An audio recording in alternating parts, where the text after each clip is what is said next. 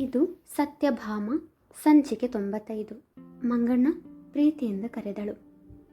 ಸಾರಿ ಕಾಡಮ್ಮ, important meeting ಇತ್ತು, ಹಾಗಾಗಿ ಬರೋದು ತಡವಾಯಿತು ಎಂದವ ಒಳ ಬಂದು ಬಾಗಿಲು ಹಾಕಿದ.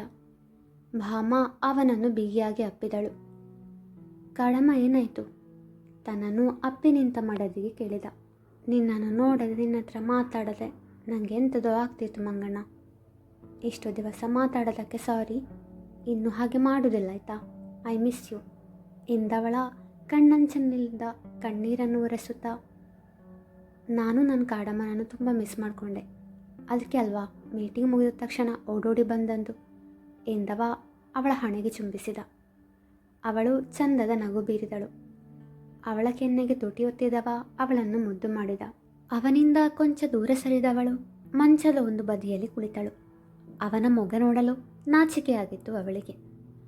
ಅವಳು ಕೊಂಚ ಸುಧಾರಿಸಿಕೊಳ್ಳಲಿ ಎಂದುಕೊಂಡವ ಫ್ರೆಶ್ ಆಗಿ ಬಂದು ಬಟ್ಟೆ ಬದಲಾಯಿಸಿದರು.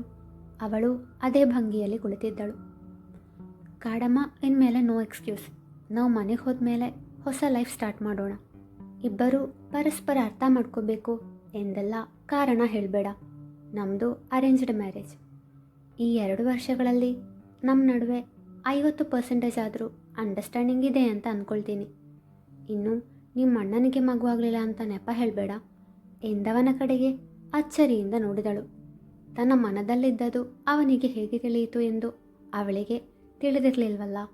ಅವತ್ತು ನೀನು ಅತ್ತೆ ಜೊತೆ ಮಾತಾಡೋದನ್ನು ನಾನು ಕೇಳಿಸ್ಕೊಂಡೆ ಎಂದವ ಸ್ವಲ್ಪ ಹೊತ್ತಿಗೂ ಮೊದಲು ಭವಿಷ್ ಹೇಳಿದ ಎಲ್ಲ ವಿಷಯಗಳನ್ನು ಹೇಳಿದ. ಅಣ್ಣನಿಗೆ ಕೋಪ ಬಂದಿರ್ಬೋದು, ನಾಳೆ ಅವನ ಹತ್ರ ಸಾರಿ ಕೇಳ್ತೇನೆ ಎಂದವಳಿಗೆ ಭವಿಷ್ ನಾಳೆ ಮಾತನಾಡದಿದ್ದರೆ ಎಂಬ ಭೀತಿ ಇತ್ತು. ನಿಮ್ಮ ಅಣ್ಣ ತಂಗಿ ಮಧ್ಯೆ ನಾವ್ಯಾರೂ ಬರಲ್ಲಪ್ಪ ಎಂದವ. ಈಗ ಮಲಗು, ನಾಳೆ ಬೇಗ ಹೇಳ್ಬೇಕಲ್ಲ ಎಂದ. ಆದರೆ ಅವಳಿಗೆ ನಿದ್ದೆ ಬಾರದು.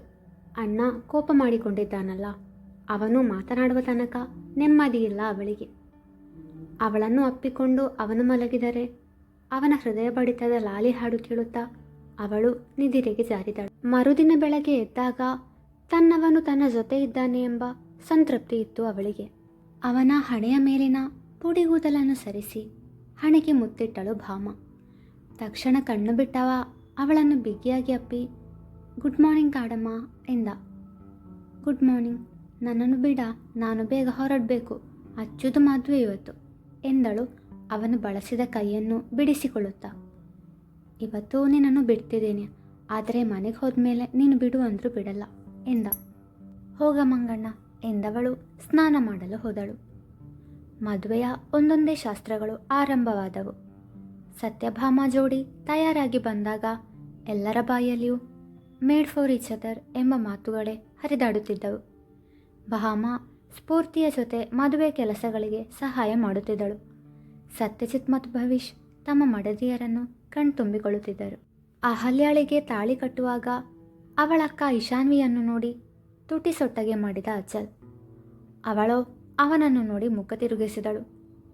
ಕಾಲೇಜಿನಲ್ಲಿ ಅವಳ ಬಳಿ ಪ್ರೇಮ ನಿವೇದನೆ ಮಾಡಿದವನಲ್ಲವೇ? ಅವಳು ಅಂದು ಅವನ ಪ್ರೀತಿಯನ್ನು ನಿರಾಕರಿಸಿದ್ದಳು. ಈಗ ಅವಳ ತಂಗಿಯನ್ನೇ ಮದುವೆಯಾಗಿದ್ದಾನೆ. ಅಹಲ್ಯಾಳಿಗೆ ತಾನು ಪ್ರೀತಿಸಿದವನನ್ನೇ ಮದುವೆಯಾದ ಖುಷಿಯಿತ್ತು. ಅಚಲ್ನನ್ನು ಚೆನ್ನಾಗಿ ಕಾಡಿಸಿದರು ಸತ್ಯಜಿತ್ ಮತ್ತು ಭವಿಷ್. ವಧುವಿನ ಗೃಹ ಪ್ರವೇಶದ ಬಳಿಕ ಸತ್ಯಭಾಮ ಜೋಡಿ ಅವರ ಪರಿವಾರದೊಂದಿಗೆ ಭವಿಷ್ನ ಮನೆಗೆ ಹೊರಟರು.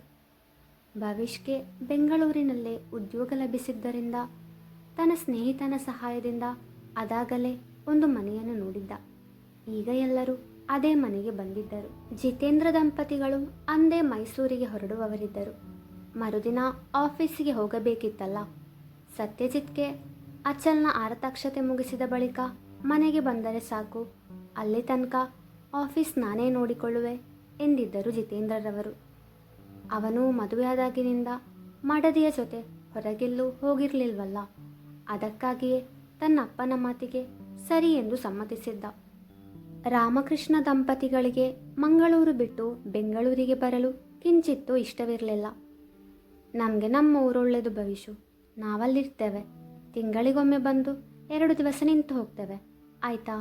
ಚಿತ್ರಾರವರು ಹೇಳಿದಾಗ ಭವಿಷ್ ಸಪ್ಪೆ ಮೋರೆ ಹಾಕಿ, ಇಷ್ಟು ವರ್ಷ ಒಬ್ಬನೇ ಇದ್ದು ಸಾಕಾಯಿತು, ಈಗಾದರೂ ನಾವು 4 ಜನ ಒಟ್ಟಿಗೆ ಇರ್ತೇವೆ ಅಂತ ಸಂತೋಷದಲ್ಲಿದ್ದೆ. ನಿಮಗೆ ಎಂತ ಆಗ್ತದಮ್ಮ ಇಲ್ಲಿ ನಿಂತರೆ ಎಂದ. ಹಾಗಲ್ಲ ಮಗ, ನಮಗೆ ಮಂಗಳೂರು ಬಿಟ್ಟು ಬರಲಿಕ್ಕೆ ಮನಸ್ಸಾಗುವುದಿಲ್ಲ. ಇಷ್ಟು ವರ್ಷ ಅಲ್ಲೇ ಇದ್ದದಲ್ಲ ಎಂದವರೇ ಮಗನನ್ನು ತಮ್ಮ ನಿರ್ಧಾರಕ್ಕೆ ಹೊಂದಿಕೊಳ್ಳಲು ಹೇಳಿದರು. ಅವನು ಸರಿ ಎಂದಷ್ಟೇ ಹೇಳಿದ ಒಲ್ಲದ ಮನಸ್ಸಿನಿಂದ. ಭವಿಷ್ ಭಾಮಾಳತ್ತ ನೋಡಲೇ ಇಲ್ಲ. ಅವಳು ಅವನ ಜೊತೆ ಮಾತನಾಡಬೇಕು ಎಂದು ಬಂದಾಗಲೆಲ್ಲ ಅವಳನ್ನು ನೋಡಿಯೂ ನೋಡದಂತೆ ಇರುತ್ತಿದ್ದ. ಭಾಮಾಳಿಗೆ ತುಂಬ ಬೇಸರವಾಗಿತ್ತು. ಸತ್ಯಜಿತ್ ಈಗ ನಿಸ್ಸಹಾಯಕ. ಅಣ್ಣ ತಂಗಿಯ ನಡುವೆ ಅವನೆಂದು ಹೋಗಲಾರ. ಭವಿಷ್, ಏನಾಗಿದೆ ನಿಮಗೆ? ಭಾಮಾಳನ್ನು ಯಾಕೆ ಅವಾಯ್ಡ್ ಮಾಡ್ತಿದ್ದೀರಾ? ಅಣ್ಣ ತಂಗಿಯನ್ನು ಗಮನಿಸಿದ ಸ್ಫೂರ್ತಿ ಕೇಳಿದಾಗ, ಅಮ್ಮು, ನಂಗೆ ತುಂಬ ಕೆಲಸ ಇದೆ, ಬೇರೇನೂ ಮಾತಾಡೋಕಿಲ್ಲದಿದ್ದರೆ ನಾನು ಹೋಗ್ತೇನೆ ಎಂದ. ಭವಿಷ್, ಯಾಕೆ ನನ್ನ ಮಾತನ್ನು ಕೇಳಿಸಿಯೂ ಕೇಳಿಸದೇ ಇರೋ ಥರ ನಡ್ಕೋತಿದ್ದೀರಾ ಎಂದಾಗ, ಭಾಮ ಏನು ಮಾಡಿದ್ಲು ಅಂತ ಗೊತ್ತಾ ಎಂದವ. ಅವಳು ತಮ್ಮಿಬ್ಬರಿಗೆ ಮಗುವಾಗುವ ತನಕ ತನಗೆ ಮಗು ಬೇಡ ಎಂದು ನಿರ್ಧರಿಸಿದ್ದು ಎಲ್ಲವನ್ನೂ ಹೇಳಿದ. ಸ್ಫೂರ್ತಿಗೂ ಅವನ ಮಾತು ಕೇಳಿ ಅಚ್ಚರಿಯಾಗಿತ್ತು. ಭಾಮಾಳಿಗೆ ಭವಿಷ್ನ ಮೇಲಿರುವ ಪ್ರೀತಿಯ ಬಗ್ಗೆ ಅವಳಿಗೂ ತಿಳಿದಿದೆ. ಆದರೆ ಅವನಿಗೋಸ್ಕರ ಇಷ್ಟು ದೊಡ್ಡ ನಿರ್ಧಾರ ಮಾಡಿದ್ದಾಳೆ ಎಂದು ತಿಳಿದಾಗ ಅವಳಿಗೂ ಕೊಂಚ ಕೋಪ ಬಂತು.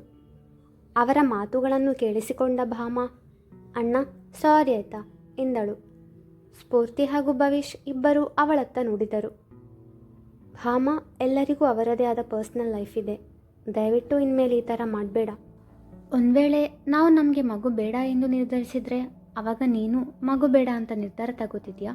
ಅಸಮಾಧಾನದಿಂದ ಕೇಳಿದಳು ಸ್ಫೂರ್ತಿ. ಸಾರಿ ಅತ್ತಿಗೆ, ಇನ್ನು ಹೀಗೆ ಮಾಡುವುದಿಲ್ಲ ಎಂದು ತಲೆ ತಗ್ಗಿಸಿದಳು. ನನ್ನ ತಂಗಿ ಯಾರ ಮುಂದೆ ಸಹ ತಲೆ ತಗ್ಗಿಸುವುದಿಲ್ಲ ಅಂತ ಹೇಳುವಮ್ಮ ಅವಳಿಗೆ. ಭಾಮಳನ್ನು ಉದ್ದೇಶಿಸಿ ಹೇಳಿದನಾದರೂ ನೋಟ ಮಾತ್ರ ಸ್ಫೂರ್ತಿಯ ಕಡೆಗಿತ್ತು. ತಪ್ಪು ಮಾಡದಿದ್ದರೆ ತಲೆ ತಗ್ಗಿಸಬೇಡ ಅಂತ ನೀನೇ ಹೇಳಿಕೊಟ್ಟದಲ್ಲ ಅಣ್ಣ, ಈಗ ತಪ್ಪು ಮಾಡಿದ್ದಕ್ಕೆ ತಲೆ ತಗ್ಗಿಸಿತು. ಅಣ್ಣ, ಕೋಪ ಮಾಡಬೇಡಣ್ಣ ಪ್ಲೀಸ್, ನಾನು ನಿನ್ನ ಸಣ್ಣ ಪಾಪು ಅಲ್ಲ, ಸಾರಿ ಕೇಳಿದಲ್ಲ, ನನ್ನ ಹತ್ರ ಸರಿ ಮಾತಾಡ ಎಂದಳು ವಿನಂತಿಸುವಂತೆ. ಬರುವ ವರ್ಷದೊಳಗೆ ನಾನು ಮಾವ ಆಗ್ತೇನೆ ಅಂತ ಹೇಳು, ಆಗ ಮಾತಾಡ್ತೇನೆ ಎಂದ. ಅಣ್ಣನ ಕೋಪ ಅವಳಿಂದ ಸಹಿಸಲಾಗದು. ಸತ್ಯಜಿತ್ ಮೇಲೆ ಅವಳಿಗೆ ಒಲವಾಗಿದೆ. ತನ್ನ ಅಣ್ಣ ಅತ್ತಿಗೆ ದೂರವಿದ್ದಾರಲ್ಲ, ಅವರಿಗೆ ಮಗು ಹುಟ್ಟಿದ ನಂತರ ತನಗೆ ಮಗುವಾದರೆ ಸಾಕು ಎಂಬ ಉದ್ದೇಶದಿಂದ ಇಷ್ಟು ದಿನ ಅವಳು ಸಂಪೂರ್ಣವಾಗಿ ಸತ್ಯಜಿತ್ನವಳಾಗಿರಲಿಲ್ಲ. ಈಗ ಅವಳಿಗೆ ಅವನಿಂದ ಅಂತರ ಕಾಯ್ದುಕೊಳ್ಳಲು ಯಾವ ಕಾರಣವೂ ಇಲ್ಲ. ಎಬ್ಬೆ ಅಷ್ಟೇ ಅಲ್ಲ, ಅದಕ್ಕೆಂತ ಉಂಟು, ನೀನು ಬೇಗ ಮಾವಾಗ್ತಿ, ನನ್ನ ಮಗು ಬೇಗ ಬರ್ತದೆ ಎಂದಳು. ಅವಳು ಹೇಳಿದ ಪರಿಗೆ ಅವನಿಗೆ ನಗು ಬಂತು. ಅವಳ ತಲೆಗೆ ಮೊಟಕಿದವ, ಅದು ಅಮೆಝಾನಲ್ಲಿ ಆರ್ಡ್ರ್ ಮಾಡುವ ವಸ್ತು ಅಲ್ಲ, ಬೇಗ ಬರ್ತದೆ ಅಂತ ಹೇಳಲಿಕ್ಕೆ, ಅದು ಮಗು ಎಂದ. ಅವನ ಮಾತಿಗೆ ಸ್ಫೂರ್ತಿ ಕಿಸಕ್ಕನೆ ನಕ್ಕಳು. ಅವಳ ನಗುವಿಗೆ ಅವರಿಬ್ಬರು ಜೊತೆಯಾದರು. ಅಂತೂ ಅಣ್ಣನಿಗೆ ತಂಗಿಯ ಮೇಲಿದ್ದ ಮುನಿಸು ಕರಗಿತು. ಚಿತ್ರಾರವರು ತಮ್ಮ ಪತಿಯ ಜೊತೆ ತರಕಾರಿ ತರಲು ಹೋಗಿದ್ದರು. ಭಾಮ ಹಾಗೂ ಸ್ಫೂರ್ತಿ ವಸ್ತುಗಳನ್ನು ಜೋಡಿಸಿಡುತ್ತಿದ್ದರು. ಬಾಡಿಗೆ ಮನೆಯಾದರೂ ಸೋಫಾ ಹಾಗೂ ಮಂಚವಿತ್ತು. ಮಾಡ್ಯುಲರ್ ಕಿಚನ್ ಇದ್ದುದರಿಂದ ವಸ್ತುಗಳನ್ನು ಸರಿಯಾಗಿ ಜೋಡಿಸಿಡಬಹುದಿತ್ತು. ಭವಿಷ್ ಹಾಗೂ ಸತ್ಯಜಿತ್ ಕೆಲವು ಫರ್ನಿಚರ್ ಹಾಗೂ ಮನೆಗೆ ಅಗತ್ಯವಾದ ಇನ್ನಿತರ ವಸ್ತುಗಳನ್ನು ಖರೀದಿಸಲು ಹೊರಗಡೆ ಹೋಗಿದ್ದರು. ಅಂದು ಎಲ್ಲರೂ ಒಂದಲ್ಲ ಒಂದು ಕೆಲಸದಲ್ಲಿ ವ್ಯಸ್ತರಾಗಿದ್ದುದರಿಂದ ಎಲ್ಲರಿಗೂ ತುಂಬ ಸುಸ್ತಾಗಿತ್ತು. ಆದುದರಿಂದಲೇ ಬೇಗನೆ ನಿದ್ದೆಗೆ ಜಾರಿದರು.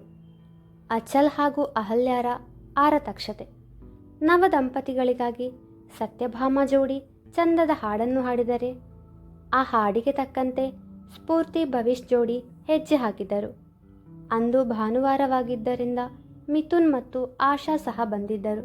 ಮದುವೆ ಆರತಕ್ಷತೆ ಎಂದು ಸತ್ಯಭಾಮ ಜೋಡಿ ಆಫೀಸಿಗೆ ಹೋಗದೆ ಕೆಲ ದಿನಗಳಾಗಿತ್ತಲ್ಲ, ಆದುದರಿಂದಲೇ ಮರುದಿನ ಅವರು ಆಫೀಸಿಗೆ ಹೋಗಬೇಕಿತ್ತು. ನವದಂಪತಿಗಳ ಜೊತೆ ಚಂದದ ಫೋಟೋ ಕ್ಲಿಕ್ಕಿಸಿ ಆಶಾ ಹಾಗೂ ಮಿಥುನ್ ಜೊತೆ ಅಂದೇ ಮೈಸೂರಿಗೆ ಹೊರಟಿದ್ದರು. ಆಶಾ ಹಾಗೂ ಮಿಥುನ್ನ ಅವರವರ ಗಮ್ಯಕ್ಕೆ ತಲುಪಿಸಿದವರು ಮನೆ ಸೇರಿದಾಗ ಬೆಳಕು ಹರಿದಿತ್ತು. ಮುಂದುವರಿಯುವುದು